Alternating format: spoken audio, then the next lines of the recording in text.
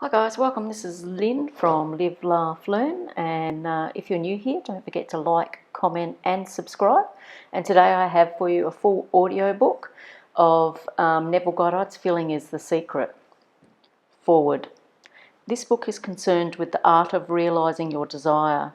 It gives you an account of the mechanism used in the production of the visible world. It is a small book but not slight. There is a treasure in it, a clearly defined road to realisation of your dreams. Were it possible to carry conviction to another by means of reasoned arguments and detailed instances, this book would be many times its size. It is seldom possible, however, to do so by means of written statements or arguments, since to the suspended judgment it always seems plausible to say that the author was dishonest or deluded, and therefore his evidence was tainted. Consequently, I have purposely omitted all arguments and testimonials and simply challenged the open-minded reader to practice the law of consciousness as revealed in this book. Personal success will prove far more convincing than all the books that could be written on the subject. Neville. Feeling is the Secret. Chapter 1. Law and its Operation.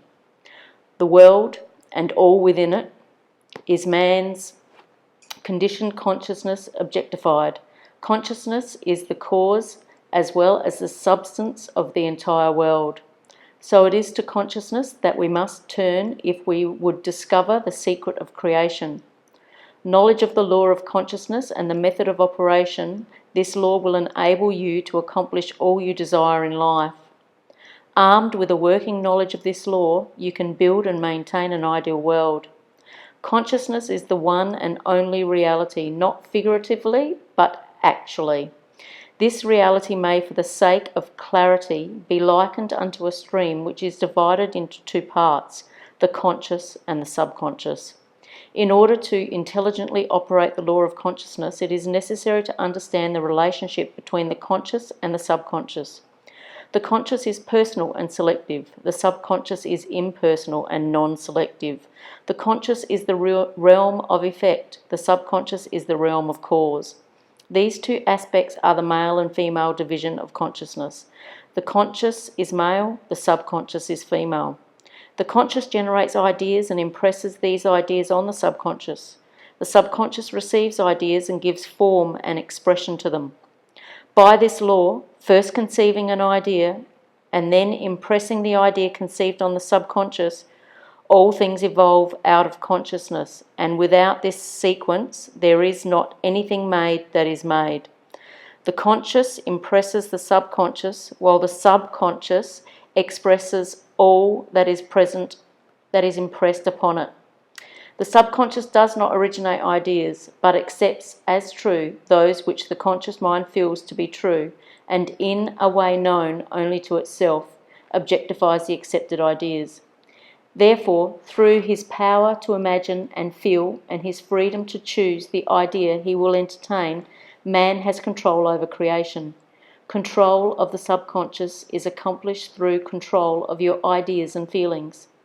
The mechanism of creation is hidden in the very depth of the subconscious, the female aspect of womb of creation. The subconscious transcends reason and is independent of induction. It contemplates a feeling as a fact existing within itself, and on this assumption proceeds to give expression to it. The creative process begins with an idea, and its cycle runs its course as a feeling and ends in a volition to act. Ideas are impressed on the subconscious through the medium of feeling. No idea can be impressed on the subconscious until it is felt, but once felt, be it good, bad or indifferent, it must be expressed. Feeling is the one and only medium through which ideas are conveyed to the subconscious. Therefore, the man who does not control his feeling may easily impress the subconscious with undesirable states. By control of feeling is not meant restraint or suppression of your feeling, but rather the disciplining of self to imagine and entertain only such feelings as contributes to your happiness. Control of your feeling is all important to a full and happy life. Never entertain an undesirable feeling, nor think sympathetically about wrong in any shape or form. Do not dwell on the imperfection of yourself or others. To do so is to impress the subconscious with these limitations. What you do not want done unto you, do not feel that it is done unto you or another. This is the whole law of a full and happy life. Everything else is commentary. Every feeling makes a subconscious impression, and unless it is counteracted by a more powerful feeling of an opposite nature, must be expressed. The dominant of two feelings is the one expressed. I am healthy is a stronger feeling than I will be healthy. To feel I will be is to confess I am not. I am is stronger than I am not. What you feel you are always dominates what you feel you would like to be. Therefore, to be realized, the wish must be felt as a state that is rather than a state that is not. Sensation precedes manifestation and is the foundation upon which all manifestation rests. Be careful of your moods and feelings, for there is an unbroken connection between your feelings and your visible world. Your body is an emotional filter and bears the unmistakable marks of your prevalent emotions. Emotional disturbances, especially suppressed emotions, are the cause of all disease. To feel intensely about a wrong without voicing or expressing that feeling is the beginning of disease. Dis-ease in both body and environment. Do not entertain the feeling of regret or failure, for frustration or detachment from your objective results in disease. Think feelingly only of the state you desire to realize. Feeling the reality of the state sought and living and acting on that conviction is the way of all seeming miracles. All changes of expression are brought about through a change of feeling. A change of feeling is a change of destiny. All creation occurs in the domain of the subconscious. What you must acquire then is a reflective control of the operation of the subconscious, that is, control of your ideas and feelings. Chance or accident is not responsible for the things that happen to you, nor is predestined fate the author of your fortune or misfortune. Your subconscious impressions determine the conditions of your world. The subconscious is not selective, it is impersonal and no respecter of persons. Act 10:34, Romans 2:11. The subconscious is not concerned with the truth or falsity of your feelings. It always accepts as true that which you feel to be true. Feeling is the assent of the subconscious to the truth of that which is declared to be true. Because of this quality of the subconscious, there is nothing impossible to man. Whatever the mind of man can conceive and feel as true, the subconscious can and must objectify.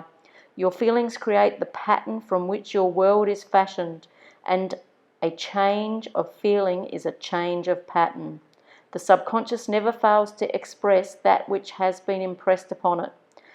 The moment it receives an impression, it begins to work out the ways of its expression.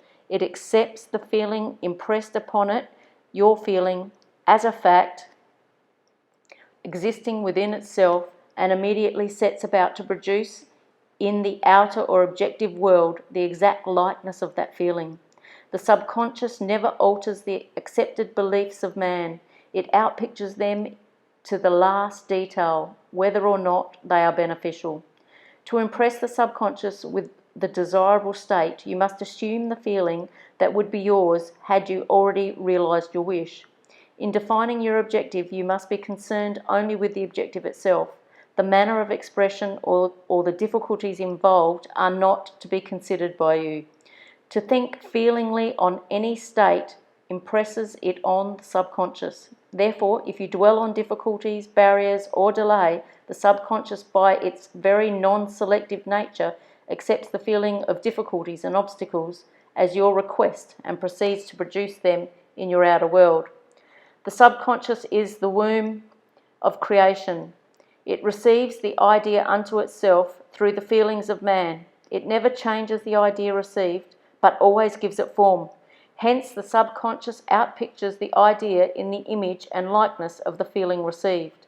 To feel a state as Hopeless or impossible is to impress the subconscious with the idea of failure. Although the subconscious faithfully serves man, it must not be inferred that the relation is that of a servant to a master, as was anciently conceived. The ancient prophets called it the slave and servant of man. St. Paul personified it as a woman and said the woman should be subject to man in everything. Ephesians 5:24, also 1 Corinthians 14:34, Ephesians 5:22, Colossians 3:18, and Peter 3:1. The subconscious does serve man and faithfully gives form to his feelings. However, the subconscious has a distinct distaste for compulsion and responds to persuasion rather than to command. Consequently, it resembles the beloved wife more than the servant. The husband is head of the wife, Ephesians 5:23, may not be true of man and woman in their earthly relationship, but it is true of the conscious and the subconscious, or the male and female aspects of the consciousness. The mystery to which Paul referred when he wrote, "This is a great mystery," 5:32, "He that loveth his wife loveth himself," 5:28, and "they two shall be one flesh," 5:31, is simply the mystery of consciousness. Consciousness is really one and undivided, but for creation's sake it appears to be divided into two. The conscious, objective, or male aspect truly is the head and dominates the subconscious, which is the subjective or female aspect. However, this leadership is not that of the tyrant, but of the lover. So by assuming the feeling that would be yours, were you already in possession of your objective, the subconscious is moved to build the exact likeness of your assumption. Your desires are not subconsciously accepted until you assume the feeling of their reality. For only through feeling is an idea subconsciously accepted, and only through the subconscious acceptance is it ever expressed. It is easier to ascribe your feeling to events in the world than to admit that the conditions of the world reflect your feeling. However, it is eternally true that the outside mirrors the inside, as within, so without, as above, so below, as below, so above, as within, so without, as without, so within. Correspondence, the second of the 7 principles of Hermes Trismegistus. A man can receive nothing unless it is given him from heaven, John 3:27. And the kingdom of heaven is within you, Luke 17:21. Nothing comes from without, all things come from within, from the subconscious. It is impossible for you to see other than the contents of your consciousness. Your world in its every detail is your consciousness objectified. Objective states bear witness of subconscious impressions. A chain of impressions results in a change of expression. The subconscious accepts as true that which you feel as true, and because creation is the result of subconscious impressions, you, by your feeling, determine creation. You are already that which you want to be, and your refusal to believe this is the only reason you do not see it. To seek on the outside for that which you do not feel you are is to seek in vain, for we never find that which we want, we find only that which we are.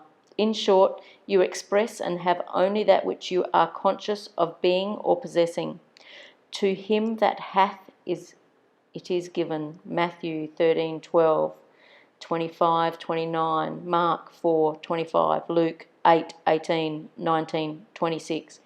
Denying the evidence of senses and appropriating the feeling of the wish fulfilled is the way to the realization of your desire. Mastery of self-control of your thoughts and feelings is your highest achievement. However, until perfect self-control is attained, so that in spite of appearances you feel all that you want to feel, use sleep and prayer to aid you in the realization of your desired states. These are the 2 gateways into the subconscious. Chapter 2. Feeling is the secret. Sleep. Sleep, the life that occupies 1/3 of our stay on earth, is the natural door into the subconscious. So it is with sleep that we are now concerned. The conscious 2/3 of our life on earth is measured by the degree of attention we give sleep. Our understanding of and delight in what sleep has to bestow will cause us, night after night, to set out for it as though we were keeping an appointment with a lover. In a dream, in a vision of the night, when deep sleep falleth upon men in slumbering upon the bed, then he openeth the ears of men and sealeth their instruction. Job 33. It is in sleep and in prayer, a state akin to sleep, that man enters the subconscious to make his impressions and receive his instructions. In these states, the conscious and subconscious are creatively joined. The male and female become one flesh. Sleep is the time when the male or conscious mind turns from the world of sense to seek its lover or subconscious self. The subconscious, unlike the woman of the world who marries her husband to change him, has no desire to change the conscious waking state, but loves it as it is and faithfully reproduces its likeness in the outer world of form. The conditions and events of your life are your children formed from the moulds of your subconscious impressions in sleep. They are made in the image and likeness of your innermost feeling, that they may reveal you to yourself. As in heaven, so on earth. Matthew 6:10, Luke 11:12. As in the subconscious, so on earth. Whatever you have in consciousness as you go to sleep is the measure of your expression in the waking 2/3 of your life on earth. Nothing stops you from realizing your objective, save your failure to feel that you are already that which you wish to be, or that you are already in possession of the thing sought. Your subconscious gives form to your desires only when you feel your wish fulfilled. The unconsciousness of sleep is the normal state of the subconscious, because all things come from within yourself, and your conception of yourself determines that which comes. You should always feel the wish fulfilled before you drop off to sleep. You never draw out of the deep of yourself that which you want. You always draw that which you are, and you are that which you feel yourself to be, as well as that which you feel as true of others. To be realized, then, the wish must be resolved into the feeling of being or having or witnessing the state sought. This is accomplished by assuming the feeling of the wish fulfilled. The feeling which comes in response to the question, how would I feel were my wish realized, is the feeling which should monopolize and immobilize your attention as you relax into sleep. You must be in the consciousness of being or having that which you want to be or to have before you drop off to sleep. Once asleep, man has freedom of choice. His entire slumber is dominated by his last waking concept of self. It follows, therefore, that he should always assume the feeling of accomplishment and satisfaction before he retires in sleep. Come before me with singing and thanksgiving, Psalm 95:2. Enter into the gates with thanksgiving and into his courts with praise, Psalm 104. Your mood prior to sleep defines your state of consciousness as you enter into the presence of your everlasting lover, the subconscious. She sees you exactly as you feel yourself to be. If, as you prepare for sleep, you assume and maintain the consciousness of success by feeling I am successful, you must be successful. Lie flat on your back, with your head on a level with your body. Feel as you would were you in possession of your wish, and quietly relax into unconsciousness. He that keepeth Israel shall neither slumber nor sleep. Psalm 121:4. Nevertheless, he giveth his beloved sleep. Psalm 127:2. The subconscious never sleeps. Sleep is the door through which the conscious waking mind passes to be creatively joined to the subconscious. Sleep conceals the creative act, while the objective world reveals it. In sleep, man impresses the subconscious with his conception of himself. What more beautiful description of this romance of the conscious and subconscious is there than that told in the Song of Solomon? By night on my bed I sought him whom my soul loveth. 3:1. I found him whom my soul loveth. I held him, and I not let him go, until I had brought him into my mother's house, and into the chamber of her that conceived me. 3:4. Preparing to sleep, you feel yourself into the state of the answered wish, and then relax into unconsciousness. Your realized wish is he whom you seek. By night on your bed you seek the feeling of the wish fulfilled, that you may take it with you into the chamber of her that conceived you, into sleep or the subconscious which gave you form, that this wish also may be given expression. This is the way to discover and conduct your wishes into the subconscious. Feel yourself in the state of the realized wish and quietly drop off to sleep. Night after night, you should assume the feeling of being, having, and witnessing that which you seek to be, possess, and see manifested. Never go to sleep feeling discouraged or dissatisfied. Never sleep in the consciousness of failure. Your subconscious, whose natural state is sleep, sees you as you believe yourself to be, and whether it is good, bad, or indifferent, the subconscious will faithfully embody your belief. As you feel, so do you impress her, and she, the perfect lover, gives form of these impressions and outpictures them as the children of her beloved. Thou art all fair, my love. There is no spot in thee. Song of Solomon 4:7 is the attitude of mind to adopt before dropping off to sleep. Disregard appearances and feel that things are as you wish them to be. For he calleth things that are not seen as though they were, and the unseen becomes seen. Approx Romans 4:17. To assume the feeling of satisfaction is to call conditions into being which will mirror satisfaction. Signs follow, they do not precede. Proof that you are will follow the consciousness that you are. It will not precede it. You are an eternal dreamer dreaming non-eternal dreams. Your dreams take form as you assume the feeling of their reality. Do not limit yourself to the past. Knowing that nothing is impossible to consciousness, begin to imagine state beyond the experiences of the past. Whatever the mind of a man can imagine, man can realize. All objective visible states were first subjective invisible states, and you called them into visible by assuming the feeling of their reality. The creative process is first imagining and then believing the state imagined. Always imagine and expect the best. The world cannot change until you change your conception of it, as within, so without. Nations as well as people are only what you believe them to be. No matter what the problem is, no matter where it is, no matter whom it concerns, you have no one to change but yourself, and you have neither opponent nor helper in bringing about the change within yourself. You have nothing to do but conceive yourself of the truth of that which you desire to see manifested. As soon as you succeed in convincing yourself of the reality of the state sought, results follow to confirm your fixed belief. You never suggest to another the state which you desire to see him express. Instead, you convince yourself that he is already that which you desire him to be. Realization of your wish is accomplished by assuming the feeling of the wish fulfilled. You cannot fail unless you fail to convince yourself of the reality of your wish. A change of belief is confirmed by a change of expression.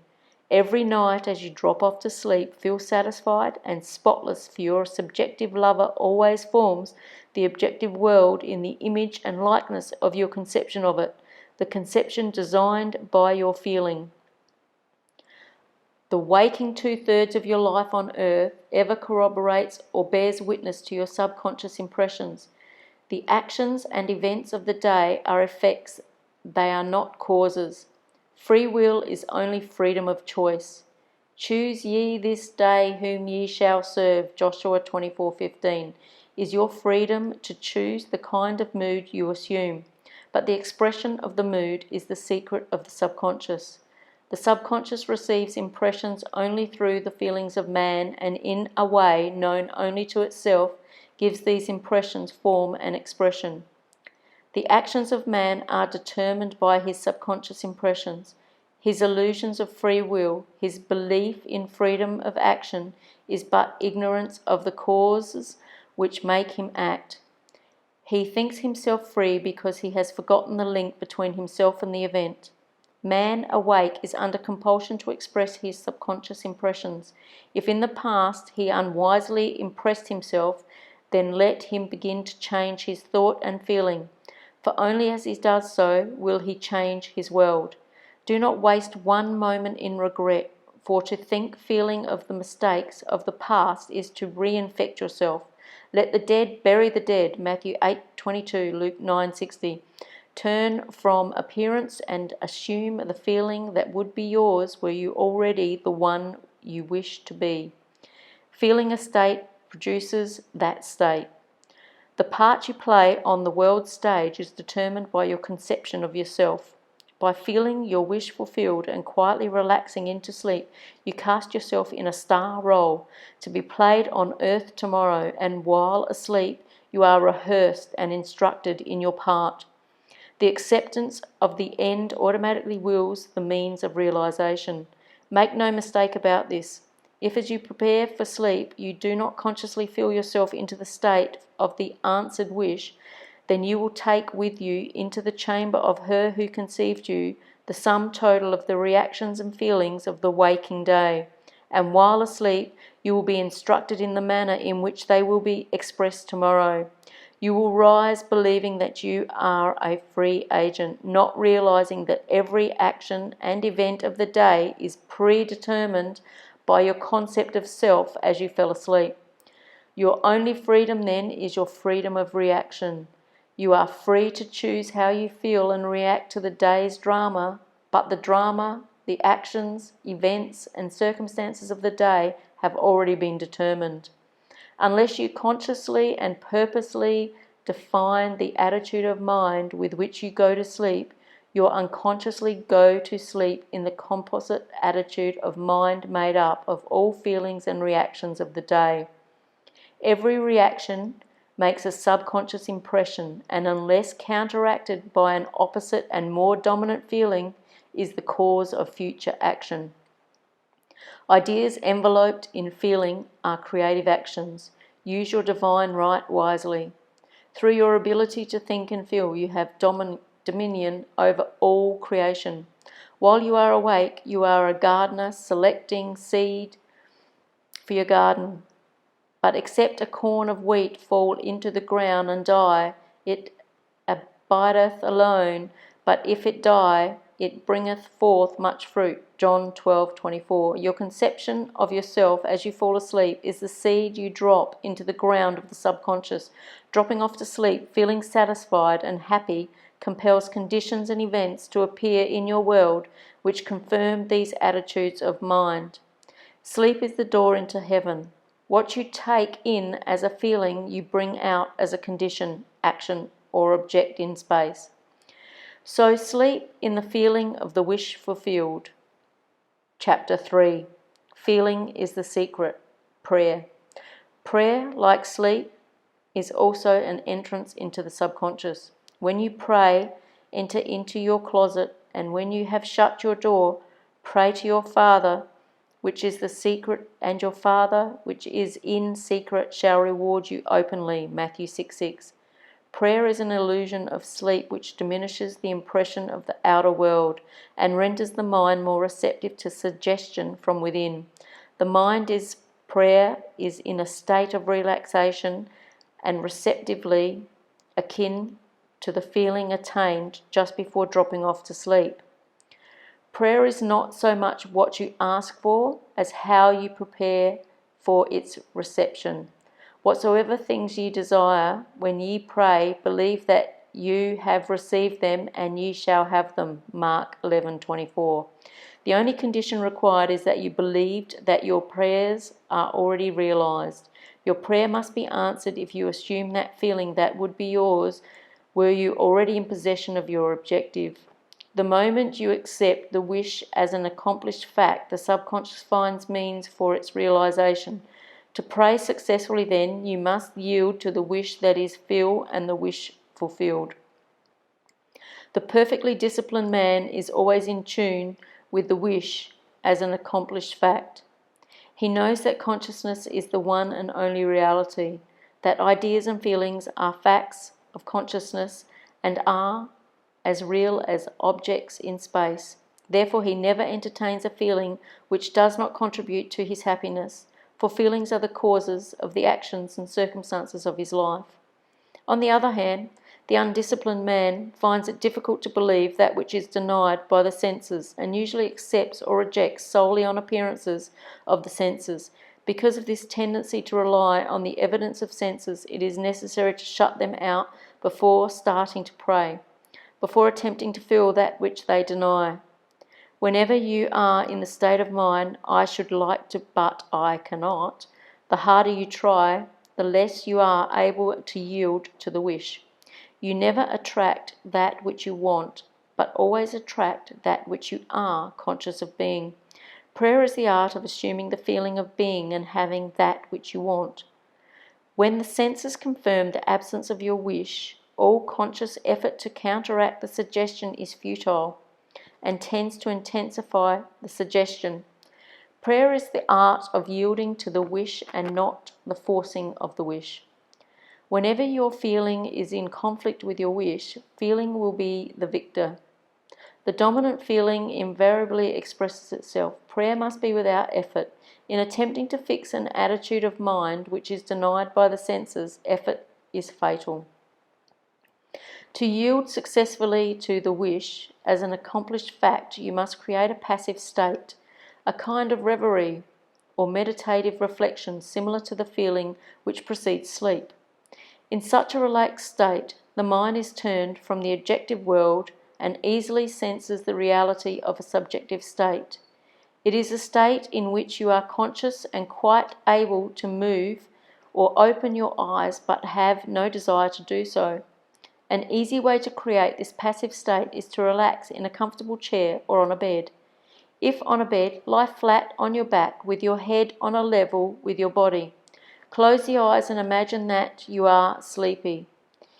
Feel I am sleepy, so very sleepy. In a little while, a faraway feeling accompanied by a general lassitude and loss of all desire to move envelopes you. You feel a pleasant, comfortable rest and not inclined to alter your position, although under other circumstances you would not be at all comfortable. When this passive state is reached, imagine that you have realized your wish. Not how it was realized, but simply the wish fulfilled. Imagine in picture form what you desire to achieve in life, then feel yourself as having already achieved it.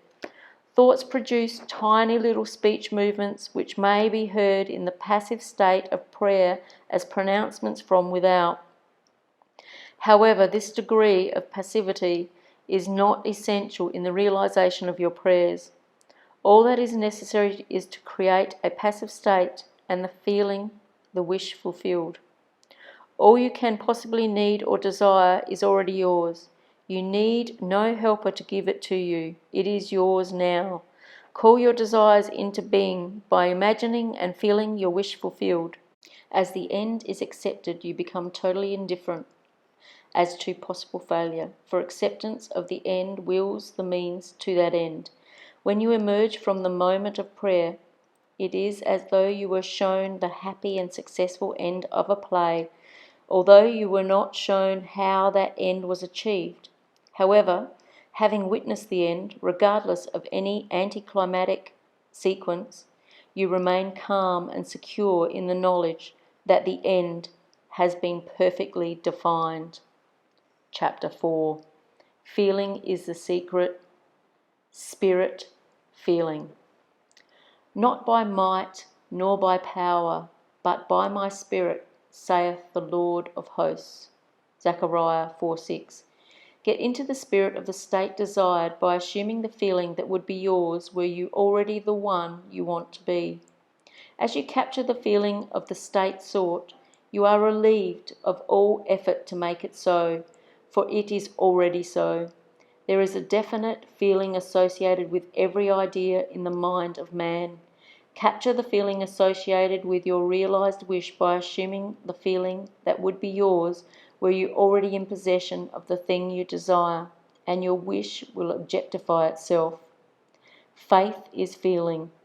According to your faith, feeling, be it your unto you, Matthew 9:29, you never attract that which you want, but always that which you are. As a man is, so does he see. To him that hath, it shall be given, and to him that hath not, it shall be taken away. Matthew 13:12, 25:29, Mark 4:25, Luke 8:18, 19:26. That which you feel yourself to be, you are, and you are given that which you are. So assume the feeling that would be yours were you already in possession of your wish, and your wish must be realized. So God created man in his own image. In the image of God created he him. Genesis 1:27. Let this mind be in you, which was also in Christ Jesus, who being in the form of God, thought it not robbery to be equal with God. Philippians 2:5 and 6. You are that which you believe yourself to be. Instead of believing in God or in Jesus, believe you are God, or you are Jesus. He that believeth on me, the works that I do shall he do also. John 14:12. Should be, he that believes as I believe, the works that I do shall he do also. Jesus found it not strange to do the works of God, because he believed himself to be God. I and my Father are one. John 10:30. It is natural to do the works of the one you believe yourself to be. So live in the feeling of being the one you want to be, and that you shall be. When a man believes in the value of the advice given him and applies it, he establishes within himself the reality of success. I hope you've enjoyed this audio book. Don't forget to like, comment and subscribe. And thanks very much, guys.